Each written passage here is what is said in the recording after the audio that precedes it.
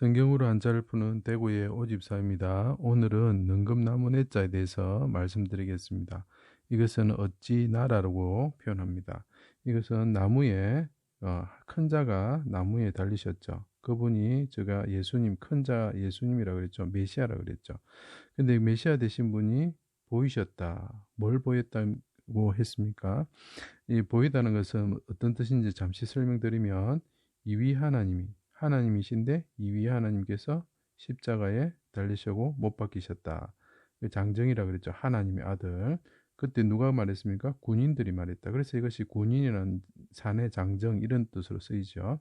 그리고 그분은 인간으로 오셨는데 쪼개지셨다. 인간이 쪼개지셨다. 물과 피를 흘리셨다. 이렇게 이야기했죠. 이위 하나님께서 군인들에서 십자에 못 박히시고 물과 피를 쏟으시고 죽으셨다. 이런 뜻이 보혈시자라고 그랬습니다. 왜 그러면 이게 보혈시자냐면 이 하나님께서 이렇게 죽으셨을 때 어떤 현상이 일어났죠? 예수님이 지진이 나고 바위가 터지고 휘장이 둘로 찢어지면서 나중에 어떤 현상이 나면 부활하신 예수님이 나타나는 거죠. 그러니까 부활하셔서 제자들에게 보였다는 거죠. 예, 그리고 두 번째로 많은 죽었던 사람들이 무덤에서 일어나서 거룩한 성에 들어가서 보였다.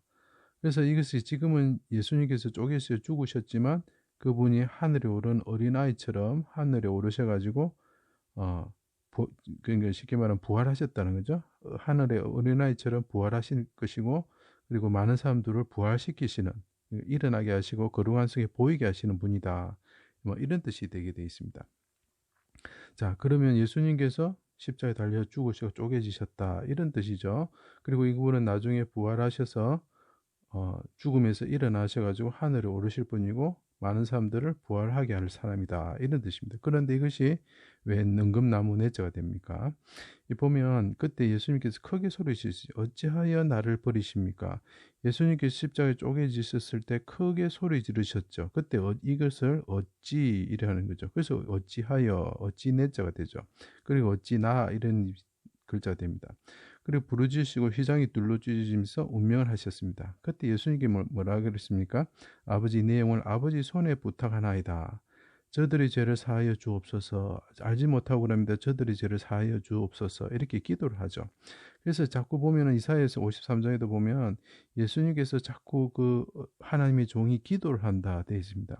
욥도 마지막에 자기 친구들을 위해서 기도를 한다. 이렇게 되어 있죠. 모세도 마찬가지입니다. 자기 백성들을 위해서 기도한다. 예레미야도 기도한다. 이 기도하는 이유가 뭐냐면은 그 입술의 열매다는 거죠. 그분의 입술의 열매. 자, 입술의 열매. 그러면 그 사람이 말한 그 메시아가 말한 합당한 말은 뭐라고요? 금사과와 같다. 이렇게 표현을 하고 있습니다. 자, 그럼 예수님께서 십자가에서 나무에 달리셔가지고 하나님 아들임을 보일 때, 제가 휘장이 둘로 찢어지고 운명하실 때라고 그랬죠. 운명하실 때 뭐라고 말했으면 이런 말을 하셨죠.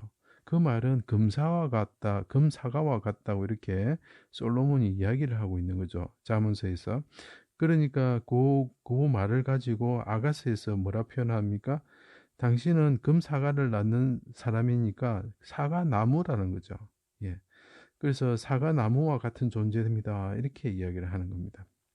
그래 십자가에 달리신 해산한 여인과 같으신 분이 부활하시는 하늘에 오르시는 부활하시는 이 부활이라는 것은 지금은 이렇게 쪼개져 죽지만 이 사람은 나중에 부활하셔서 보이실 것이라는 거죠. 그래서 이분이 메시아라는 거죠. 메시아. 그래서 성도들을 거룩한 성에 보이시게 하실 것이다. 예수님께서 이렇게 이야기합니다. 그것을 아가스의 8장에 보면 이 어머니가 고생한 곳, 이 어머니라는 건 뭡니까? 십자가에 달려서 그분이 죽으시고 쪼개지시고 그죠? 쪼개지시는 그 나무가 뭐죠? 사과나무다는 거죠. 왜 사과나무라고 그랬습니까? 그 입술의 열매, 합당한 말은 금사과와 같기 때문입니다. 그 금사과 같은 그분의 그 말씀의 열매 때문에 우리가 죽지 않고 살아나는 것입니다. 예수님께서 그렇게 선포를 하셨기 때문에 우리가 죽지 않고 영생을 얻을 수 있는 그 기도가 하나님 앞에 상달이 되었기 때문에 그런 겁니다. 거기서 우리가 보통 말하는 분향단이죠. 자, 그래서 이 사과나무는 그럼 어디에 있습니까? 숯불 사이에 사과나무다. 이렇게 표현을 하고 있죠. 그래서 아가스 2장에 표현이 되어 있습니다. 아래서 내가 너를 깨웠다. 이 깨웠다. 얼마 참 너무 웃기죠. 이 깨웠다는 건 뭡니까? 부활했다는 거, 자다가 일어났다는 겁니다. 그래서 그 보혈 시자를 보이는 겁니다. 보혈 시자를 보이는 건 지금은 죽었지만 이 사람은 나중에 부활해서 깨어날 것이다. 그래서 보일 것이다. 그래서 그 십자가 나무 안에서 그분이 죽으셨지만 그분이 깨어났을 때 관련된 나무가 뭘까? 사과나무죠. 그거는 그분의 입술의 열매가 합당한 금사과와 같기 때문에 사과나무가 되는 것입니다. 여기서 이제 우스갯소리로 좀 재밌게 보면 여기 숯불 사이에 사과나무, 그거를 우리가 보면 임금이란 말을 씁니다. 임금. 예. 그러니까 이게 한자말인데 숯불 사이에 사과나무다 이렇게 표현하죠. 임금. 예, 임금. 그러면 우리가 보통 임금은 숯불 사이 사과나무는 이게 술라미 여인이죠. 술라미 여인. 이 술라미 여인은 뭐라 그랬습니까? 제가 솔로몬이라 그랬죠. 성전을 짓는 자. 이 사람은 이스라엘 왕이고 다윗의 자손이죠. 그래서 우리가 임금님 이렇게 왕을 우리나라에서 임금님이라 부릅니다. 그래서 그게 임금이 그 한자 뜻이 없이 그냥 우리 한글의 말이라고 생각하는데 저는 봤을 때 이것이 숯불 사이에 있는 사과나무다. 그분은 솔로몬이고 술라미인이고 메시아이신 예수 그리스도다는 거죠. 그래서 이것이 왕이라는 이스라엘 왕이라는 의미로서 사용되게 되는 겁니다. 그래서 아마 그것이 매치가 안 되니까 숯불 사이 사과나무 왜 임금이지? 그 성경을 보면 알 수 있습니다. 성경을 보면 숯불 사이에 사과나무가 메시아다 이렇게 이야기를 하고 있는 거죠. 그래서 그것이 사라져 버리니까 이 임금이란 말과 한자말이 우리가 쓰는 임금하고 매치가 안 되게 돼 버리는 거죠. 그래서 저는 그렇게 생각합니다. 이런 글자가 너무나 많습니다. 그래서 그런 것들을 제가 이렇게 강의를 진행하면서 한 개씩 제 나름대로 생각한 것입니다. 이것은 이렇게